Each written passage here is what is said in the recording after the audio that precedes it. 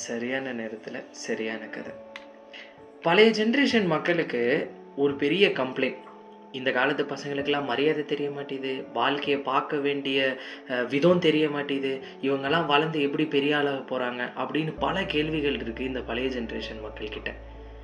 ஆனால் ஒரு விஷயம் நல்லா ஞாபகம் வச்சுக்கோங்க, இந்த ஜென்ரேஷன் மக்களுக்கு மரியாதை தெரியும். இந்த வாழ்க்கையை எப்படி பார்க்கணுங்கிறது பழைய ஜென்ரேஷனை விட பெட்டராகவே தெரியும். ஒரு சின்ன எடுத்துக்காட்டு, நான் மெட்ரோ ஸ்டேஷனில் ட்ரெயினில் இருக்கிறப்போ ஒரு 6 சீட்டு சின்ன பசங்க, காலேஜ் படிக்கிற பசங்க ஜாலியாக உட்காந்து பேசி அரட்டடிச்சிட்டு இருக்காங்க.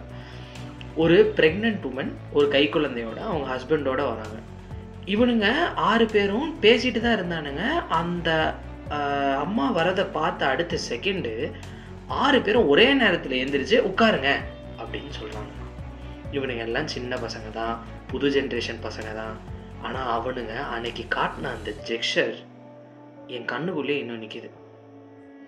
இனிமேல் அவங்களுக்கு மரியாதை தெரியாது அப்படின்னு சொல்கிறத விட நீங்கள் இந்த புது ஜென்ரேஷனை பார்க்குற பார்வையை மாற்றணும் அப்படிங்கிறது தான் மேட்ரு. சரியான நேரத்தில் சரியான கதை. நாளைக்கு பார்க்கலாம்.